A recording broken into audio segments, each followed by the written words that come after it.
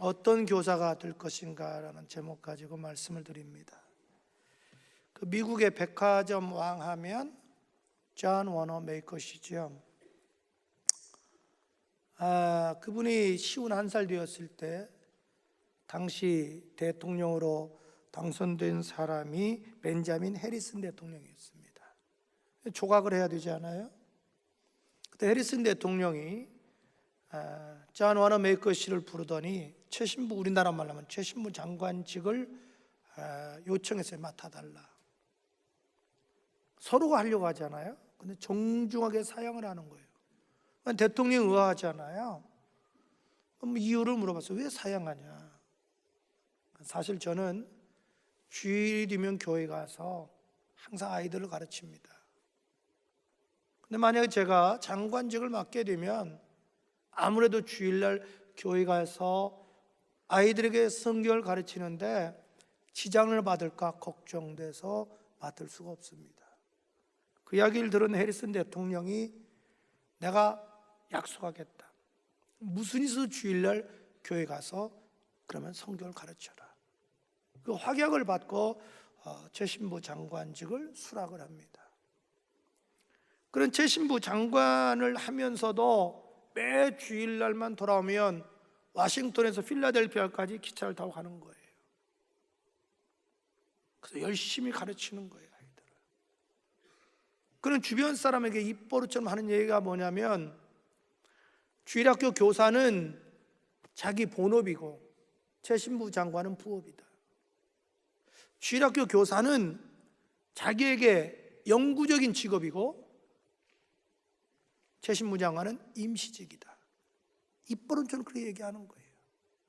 네, 그에게는 그럴 만한 이유가 있었습니다. 너무 가난한 집에서 태어나서 학교를 다닐 수가 없었습니다. 그는 그 어린 나이에 벽돌 공장 다니면서 일을 해야만 했습니다. 그게 유일한 낙이 있다면 주일날 교회 가서 성경을 배우는 거였습니다. 그는 주일날 교회 가서 영어를 배우기 시작했어요. 그래서 그는 시간만 나면 교회 가서 성경을 배우는 거예요.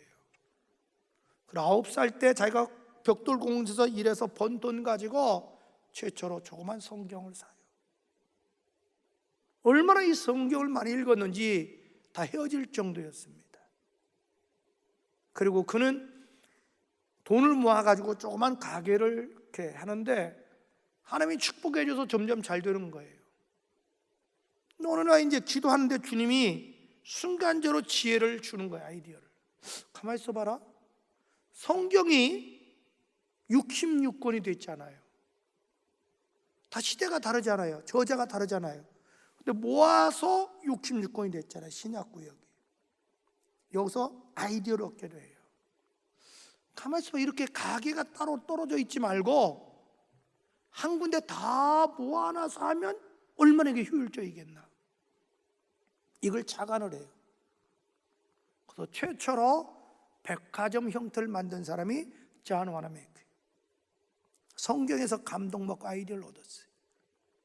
아니나 다를까 선풍적인 인기를 끌기 시작합니다. 그는 졸지에 아주 부유한 사업가가 됐습니다. 그런데도 여전히 그의 호주머니 손에는 그 조그만 성경, 다 헤어진 성경을 항상 가지고 다니는 거예요. 그러니까 주변 사람이 물어보는 거예요. 어떻게 당신은 집요할 정도로 그렇게 아이들에게 성경을 가르치려고 합니까? 그때 이유를 설명합니다. 이 성경이 오늘날 나를 만들었기 때문에 그렇습니다. 그래서 나는 이 믿음의 유산을 내가 사랑하는 어린 자녀들 앞에 물려주고 싶습니다. 그래서 나는 기력이 닿는 날까지 교회에서 아이들에게 성경을 가르치겠습니다. 그것이 존 워너메이커 씨의 신앙 고백입니다. 여러분 잘 알다시피 지금도 미국의 카터 대통령 100세가 다 되시는 그분이 지금도 주일날 되면 교회에서 성경을 가르쳐요. 저는 전에 옛날에 직접 그 교회를 가봤어요. 그분이 가르치는 것도 봤어요. 주일날 되면 수없이 전 세계에서 관광이 돼요. 그분 성경 가르침을 보기 위해서. 얼마나 여러분 이 교회에서 우리 젊은이들에게 성경을 가르치는 교사가 영광스러운지 모르는 거예요. 여러분이 가르친 학생 중에서 세계적인 인물이 나올지 누가 압니까? 나라의 민족 인물이 나올지 누가 알아요? 아무도 모르잖아요. 전에 그 모택동에 대한 제가 전기를 한번 보니까, 모택동이 13살 때 미국에서 온 선교사님을 찾아갔더라고요. 그래서 나 예수 믿고 싶은데 예수가 누군지 좀 알려주세요. 근데 선교사가 어린아이가 별 볼일 없어 보이는 거예요. 다음에 오라고 그냥 보냈어요. 근데 실망을 한 거예요. 비록 어린 나이지만 굉장히 깨어 있었어요. 뭔가 새로운 사상을 추구하고 싶었던 거예요. 그래서 선교사를 찾아갔는데 거부당한 이후로 그는 방향을 틀어서 만난 사람이 공산주의 사상을 가진 러시아 사람을 만나게 돼요. 그래서 모택동 하나가 공산주의자가 되므로 중국의 13억을 공산주의로 지금까지 만들어 놓은 거예요. 한 사람이 이렇게 중요합니다. 그렇다면 우리가 어떤 교사가 되어야 될까요? 첫째로 영혼을 사랑하는 교사가 되어야 합니다. 영혼을 사랑하는 교사 되어야 돼요. 한 겉모습으로 어린아이를 보지 말고 저 속에 있는 영혼은 어린아이나 노인이나 아이나 똑같이 천하보다 귀한 존재예요. 사실 그 경영학적으로 보면 가치성은 어린아이들이 훨씬 많아요. 수십 년 동안 죄를 할 수 있어요. 노인들은 별로 없어요. 육신의 가치로 본다면 그렇다는 거죠. 영혼의 가치는 똑같아요. 하나님 앞에. 그 영혼을 사랑하는 마음이 있어요. 가장 훌륭한 교사의 자질은 사랑이에요. 사랑보다 위대한 건 없어요. 그래서 어머니가 많이 배워서 똑똑해서 뭘 잘 알아서 훌륭해서 존경받는 게 아니에요. 사랑 때문에 존경받는 거예요. 자녀들 앞에. 둘째로 기도하는 교사가 되라. 여러분, 어린 그 학생들이 선생님이 자기를 위해서 기도해 주겠다는 것을 보여줘야 됩니다. 인생을 살다 보면 요즘은 사춘기가 초등학교 때 일찍 와요. 갈등이 와요. 외로움을 느껴요. 어떤 때는 자기 혼자 버려진 것 같은 느낌을 올 때도 있거든요. 부모도 날 몰라줘요. 친구도 날 몰라줘요. 그런데 그 학생이 딱 생각할 때 그래도 나를 위해서 기도해 주는 선생님이 계셔요. 나를 위해서 기도해 주는 선생님이 계셔. 그럴 때 위로받거든요.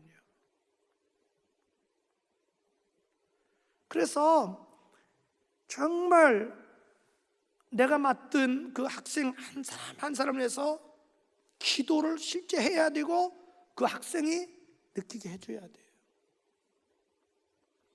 여러분, 기도의 분량에 따라서 말씀을 증거할 때 말씀의 파장이 달라요.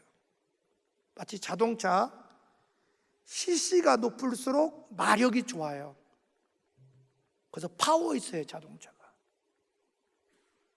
물론 최고 전에는 빠른 자동차가 마티즈라고 그랬잖아요. 쪽팔려서 막 도망가니까 얼마나 빨리 다니는지 잡을 길이 없어. 근데 정상적인 차라면 CC가 높은 것이 마력이 있어요. 그런데 똑같은 말씀이라도 기도의 양에 따라서 학생들 가슴에 닿는 그 파장이 다르다는 거죠. 기도 많이 한 교사는 마력이 있어요. 힘이 있어요. 가르칠 때. 근데 기도하지 아니한 교사에게는 힘이 없어요. 여러분, 주님의 능력은 언제 나타나죠? 내가 약할 때 나타나요. 내가 약하기 때문에 주님 의지하고, 주님 의지하는 방법이 기도예요. 기도할 때 능력으로 부어주시는 거예요. 그래서 바울은 나의 약함을 자랑한다고 그런 거예요. 기도할 때 메시지의 능력이 있는 거예요. 그리고 기도할 때 학생들이 변화돼요. 기도할 때 변화돼요. 그래서 늘 학생들 가슴에 품고 학생 하나를 위해서 기도하는 교사가 돼야 돼요. 여러분, 우리는 영적인 존재잖아요. 영은 영끼리 통하지 않아요? 벌써 기도하는 교사하고 안 하는 교사하고는 학생이 느낌이 달라요. 그래서 기도하는 교사가 돼야 돼요. 어떤 교사가 되어야 될까요? 공부하는 교사가 되어야 합니다. 공부하는 교사가 되어야 돼요. 다시 말해서 최소한도로 실력 있는 교사가 되어야 돼요. 자꾸 노력하면 되는 거예요. 그래서 정말 하나님 말씀을 정확하게 바르게 가르치려고 해야 돼요. 대충 아무렇게가 아니에요. 다윗이 훌륭하고 위대한 건 뭐냐면 하나님을 정확히 많이 알고 있어요. 그래서 다윗이 훌륭한 거예요. 다윗은 하나님 말씀이 얼마나 사랑했는지 꿀수보다 달다고 그래요. 자기 정금보다도 사랑한다고 그래요. 다윗은 하나님의 말씀이 재산 목록 1호였어요. 마지막 죽을 때 솔로몬에게 제일 중요한 걸 사람은 먼저 유언하잖아요. 너는 하나님 말씀대로 살아라. 그럼 하나님이 너를 형통케 해주실 거야. 그러거든요. 그래서 정말 우리 교사가 말씀을 사랑해야 돼요. 그래서 늘 잘 가르치려고 노력을 해야 돼요. 여러분, 배우려고 노력하는 사람이 이길 재간이 없어요. 그래서 늘 공부하는 그 교사가 돼야 돼요. 그 다음에 넷째로 신방하는 교사가 되라. 여러분, 성경에 보면 아담과 하와가 범죄해서 에덴 동산에 쫓겨났잖아요. 그때 하나님이 찾아오지요. 최초의 신방이에요. 타락한 인간을 처음에 하나님이 신방 오셔요. 그래서 그거를 구원해 주시잖아요. 또 하나님이 믿음의 조상 아브라함을 찾아와 신방 오시잖아요. 그래서 그를 택해서 믿음의 조상으로 삼잖아요. 언제나 성경에 보면 하나님이 이삭을 찾아오시고 야곱을 또 찾아오셔요. 근데 성경은 하나님이 인간을 찾아오신 역사, 신방의 역사를 기록하고 있어요. 예수님도 이 땅에 신방 오셨잖아요. 하늘 영광 버리고 이 땅에 오셨잖아요. 그리고 예수님은 사역 시작할 때 온 동네 돌아다니면서 이 동네 저 동네 돌아다니면서 신방 다니면서 복음을 증거하셨잖아요. 우리가 신방이 절대적으로 필요해요. 신방할 때 진정한 교제가 이루어져요. 서로 가까워질 수 있어요. 그래서 신방하는 교사가 돼야 돼요. 신방하면서 격려해주고 또 위로해주고 또 학생의 기도 제목도 좀 받아주고 또 맛있는 것도 사주고 용기도 북돋아주고. 그래서 이 학생들이 힘들고 어려울 때, 괴롭고 답답할 때 자기도 모르게 선생님 생각이 나서 그 선생님 전화하고 싶어지고 찾아가고 싶어지고 상담하고 싶어져야 돼. 그러면 그 교사는 성공하는 거예요. 제가 아까 교사 세미나 때 잠깐 얘기했는데, 이제 중고등학교 때 저는 미션 계통이었고 또 어렸을 때 신앙생활 했으니까, 그때는 이제 저희 그 교회에는 제가 종합장로교를 다녔는데 이제 미션 계통이니까요. 주일날 되면 그 당시에 350명, 400명이 그냥 학생이 모여요. 너무 많아서 교육관이 있었어요. 근데 참 시스템이 잘 되어 있는 것이 우리 맡은 선생님이 5년을 데리고 가는 거예요. 중2부터 고3까지. 근데 얼마나 가까워졌겠어요. 그 선생님이 우리 성적표도 다 적어요. 그래서 너 이번에 성적이지, 다음에 시험 보니까 올려야 돼. 너 용돈 얼마 쓰니? 너 용돈 어디다 써? 그리고 주일날도 자기만 우리들 데리고, 그때는 사찰 집사라고 그러잖아요. 깨끗이 또 청소식 봉사해야 된다고. 그리고 자기 집으로 데리고 가요. 그래서 그냥 그 여집사님이 나중에 장로님 권사님 되고 다 돌아가셨는데 얼마나 힘들었겠어요. 근데 우리는 뭐 그런 걸 모르니까 그냥 토요일 날만 되면 막 선생님식 가는 거예요. 가서 애들 말로 앵겨 붙는 거예요. 그럼 막 또 해주면 먹고, 막 개놈들아 그러면 또 막 또 혼나고, 그러고 막 주일날도 또 가는 거예요. 그렇게 그 교육을 받으니까 그 사상을 그대로 이어받아요. 그분의 사상. 그러니까 그분이 연대 상대를 나오셔서 산업은행에 근무했거든요. 그러니까 그 선생님이 가르친 사람들은 꿈이 연대 가는 거예요. 연대 상대 가는 거예요. 이상하게 따라가더라고요. 오늘 제 신앙이 그때 결정된 신앙들이거든요. 그분은 원칙에 벗어나면 용납을 안 해요, 신앙이. 그러니까 얼마나 우리에게 힘들고 어려우면 그 선생님 찾아가는 거예요. 그냥 본능으로 찾아가는 거예요. 다 들어주니까, 또 먹을 거 사주니까. 제일 중요한 건 그거예요. 먹을 거 사주니까. 굉장히 귀한 시대잖아요. 그 당시 은행원이면 최고였거든요, 대우가, 한국에서는. 그런데 그렇게 사주니까. 그래서 정말 신방을 통해서 소통되고 가까워질 수 있거든요. 다섯째로, 비전을 심어주는 교사가 되라. 우리 청소년들에게 꿈과 비전을 심어줘야 돼요. 하나님이 아브라함에게 꿈과 비전을 심어주잖아요. 아브라함아, 너 밤하늘의 별을 봐. 세어봐. 아유, 저걸 어떻게 세요? 그래, 네 후손을 저와 같이 할 거야. 아브라함아, 너 동서남북 사방을 봐. 어디까지 보이니? 그 땅 다 너에게 줄 거야. 계속 꿈과 비전을 심어줘.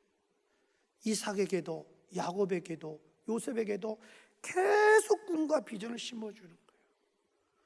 우리 청소년들이 꿈과 비전을 먹고 자라야 돼요. 꿈과 비전을 먹고 자라는 아이들하고 꿈과 비전을 먹지 못하고 자란 아이는 달라요. 죄송한 표현이지만 우리 크리스천 젊은이들에게 허파에 바람 들게 해줘야 돼요. 사람이 좀 간땡이가 부어야 돼요. 그걸 나쁘게 표현하면 그런 얘기고, 좋게 표현하면 믿음의 용사를 만드는 거예요. 믿음은 바라는 것들의 실상이에요. 보지 못하는 증거예요. 성경은 그래요. 네 믿음대로 될지어다. 사람은 할 수 없어도 하나님은 할 수 있다. 그러니까 갈렙이 믿음이 있으니까 이 산지를 내게 달라 하잖아요. 다윗에게 믿음이 있으니까 골리앗과 싸우러 가잖아요. 그래서 우리 젊은이들에게 좀 간땡이 좀 붙게 해줘야 돼요. 허파에 바람 들게 해야 돼요. 그래서 세계를 꿈꾸게 만들어야 돼요. 나라 민족을 생각하게 만들어줘야 돼요. 그래서 언제나 우리는 뒤에 세계 지도가 있잖아요. 이게 별거 아닌 것 같아도 사람은요, 자꾸 눈에 들어오면 그 시각의 효과가 무서운 거예요. 듣는 거하고. 그 여러분, 왜 라디오보다 사람이 TV를 좋아해요? 눈으로 보이니까. 시청각 효과. 그래서 여러분, 왜 기업체들이 엄청난 돈을 들이면서 광고하는 줄 아세요? 시청각 효과 때문에 그래요. 그래서 이렇게 지도를 해놓는 거예요. 여러분도 모르는 사이에 여기를 보면서 나만 보는 게 아니라 이걸 보는 거예요. 보는 사이에 꿈이 들어가기 시작하는 거예요. 계속 왜 비전 선언문을 우리 하겠어요? 비전 선언문 해볼까요? 시작. 우리의 비전은 주님의 성숙한 제자가 되어 세계 열방을 선교하며 그리스도의 몸뚱이를 세우며 이웃을 섬기는 것입니다. 벌써 마음이 넓어지지 않아요. 생각이 넓어지지 않아요. 예수님도 제자들에게 비전을 심어줘요. 예수님이 제자들 앞에 그래요. 성령이 너에게 임하시면 권능을 받아 예루살렘과 온 유다와 사마리아와 땅끝까지로 내 증인이 되리라. 저는 그렇게 생각해요. 예수님의 12 제자들이 처음에는 귀담아 듣지 않았을 거예요. 왜? 아니, 이스라엘 땅을 벗어본 일이 없어. 이스라엘 땅 벗어나서 가본 일이 없어요. 근데 무슨 땅끝이에요? 그런데 오순절 성령 받으니까 정말 간땡이가 부어요. 그게 믿어지는 거예요. 여러분, 진짜 믿음은 그냥 믿어줘야 돼요. 믿음은 주님이 주시는 선물이에요. 그냥 믿어줘야 돼요. 진짜 제일 안타까운 게 뭐냐면 안 믿어지는 거예요. 안 믿어지니까 몸부림치는 거예요. 주여 메시아입니다. 이런 사람일수록 안 믿는 사람이야. 안 믿어지니까 믿고 싶어서 몸부림치는 거야. 여러분, 정상적인 사람이라면 그냥 내 집 앞에 가서 그냥 띵동 배를 누르든지 아니면 누르고 들어가요. 근데 내 집인지 네 집인지 모르는 사람이 문 앞에 가서 내 집인 줄 메시아입니다 하는 거지. 그럼 비정상이잖아요.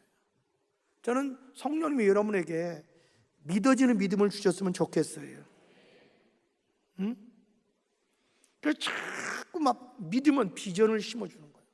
꿈을 심어주는 거예요. 그래서 우리 젊은이들 앞에 비전과 꿈을 여러분 심어줘야 돼요. 하면 된다. 할 수 있다. 해보자. 바울에게도 주님이 비전을 심어주잖아요. 너는 이방인의 사도가 될 거야. 그래, 아시아밖에 몰랐어요. 근데 자꾸 아시아 길을 막히는 거예요. 기도해요. 오늘 환상을 보이는 거예요. 구라파 사람이 자기를 부르는 거예요.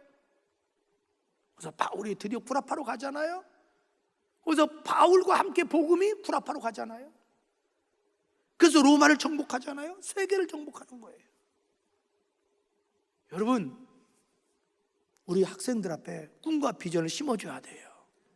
그것이 교사의 사명이에요. 그리고 여섯째, 솔선수범하는 교사가 돼야 돼요. 솔선수범해야 돼요. 제가 아까 교사 세미나도 그런 얘기 했어요. 20세기의 리더십하고 21세기 리더십은 달라요.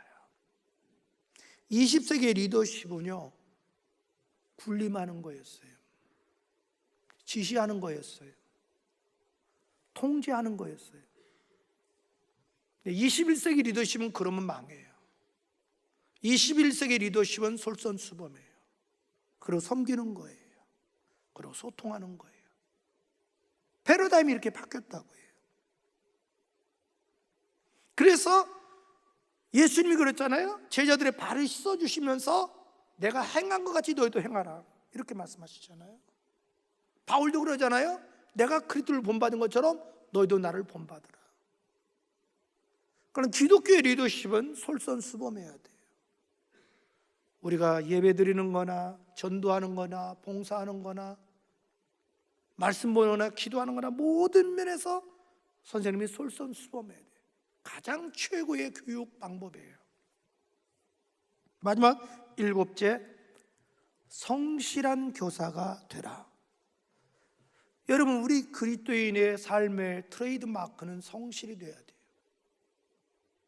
저는 여러분 집안에 아직도 가훈이 없다면 가훈을 성실로 했으면 좋겠어요. 우리 그리스도인의 트레이드 마크가 돼야 돼요. 여러분, 이 사회에서도 반드시 성실한 사람은 성공해요. 성실하지 못하면 성공하지 못해요. 성실은 그 사람의 인격하고 직결돼요. 그 사람의 신용하고 직결돼요. 우리나라도 신용사회가 돼가잖아요. 여러분, 성실이라는 그 단어가요, 성경에 믿음이 충만하다, 충성하다고 똑같아요. faithful이에요. 누가 믿음이 좋은 사람이에요? 성실한 사람이에요. 누가 성실한 사람이에요? 충성하는 사람이에요. 그래서 우리 그리스도인들은 사회생활이나 신앙생활이나 성실해도 저 사람은 참 성실한 사람이야, 이 얘기는 뭐냐면 저 사람은 틀림없는 사람이야. 저 사람은 약속하면 반드시 지키는 사람이야. 저 사람에게 맡겨놓으면 걱정할 거 없어, 다 알아서 잘해, 이런 소리 들어야지.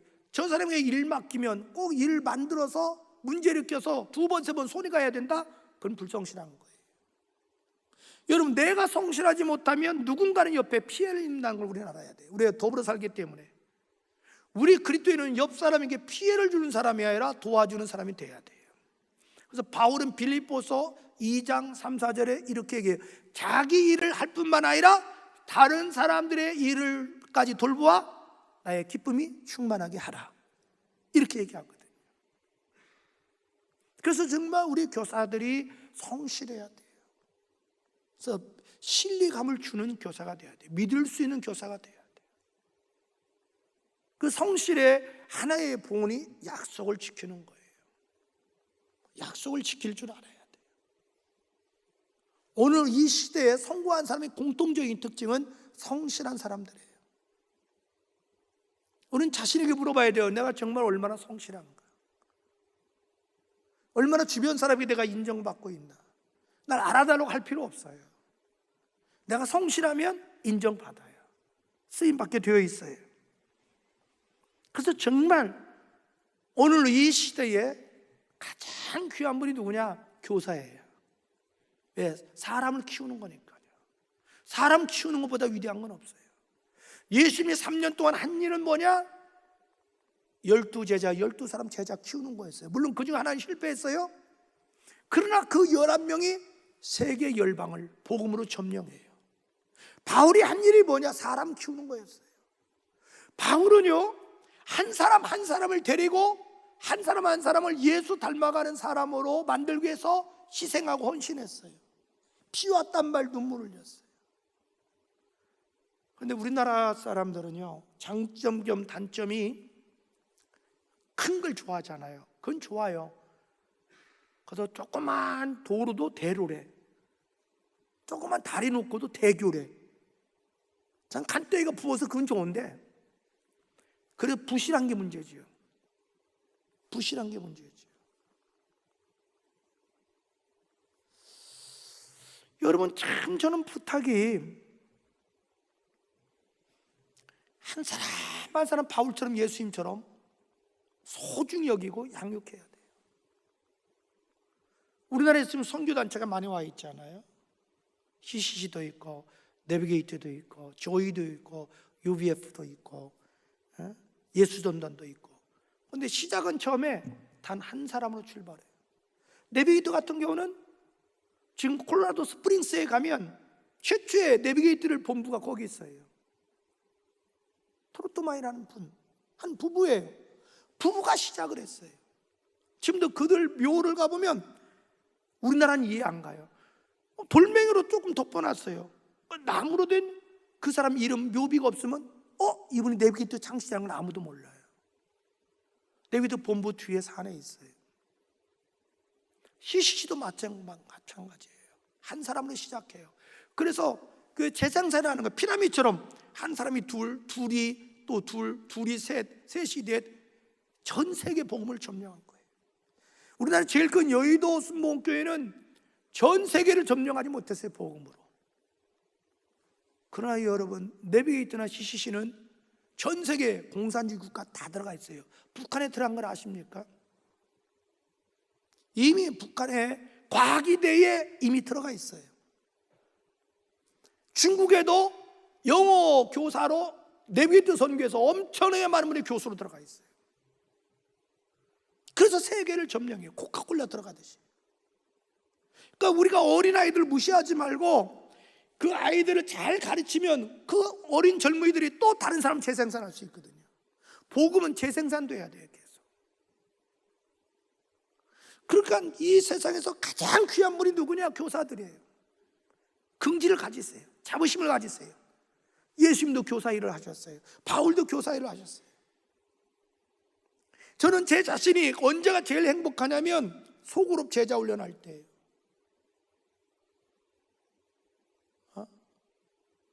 저는 설교 시간보다 그 시간이 더 행복하고 재밌어요. 그러니까 수십 년째 제자 훈련하는 거지, 그게 힘들고 어려우면 안 하지요. 막 힘들고 어려우니까 많은 교회에서 목사님들이 이걸 안 하잖아요. 저는 한 명 놓고도 하는 사람이에요. 저는 은퇴해서도 난 할 일이 있어요. 대학가에 가서 전도해서 제자 훈련 시킬 사람이에요. 그 교회로 보낼 거예요. 왜? 한 사람 한 사람이 그렇게 소중해요. 근데 우리는 그냥 무조건 많은 것만 하려고만 그래요. 아니에요. 큰 숫자도 1부터 출발하는 거예요. 우리 선생님들 한 영을 우습게 보지 마세요. 소중히 여기고 온 힘을 기울여서 가르쳐야 돼요. 가령 제가 목요일 저녁도 제자 훈련하잖아요. 피곤하죠. 그래도 밤 10시까지 하는 거예요. 토요일 날도 여러분 새벽기도 마치고 나면 7시부터 9시 반까지 2시간만 동안 제자 훈련해요. 6, 7명 놔두고. 저는 그걸 할 수 있는 사람이에요. 왜? 행복하니까. 왜? 예수님이 그렇게 했으니까. 바울이 했으니까. 그래서 저는 여러분들이 한 영혼을 소중히 여기고 교사로, 또 우리 교회 제자훈련 리더자로, 목자로 헌신한 여러분 되기를 주님으로 축복합니다.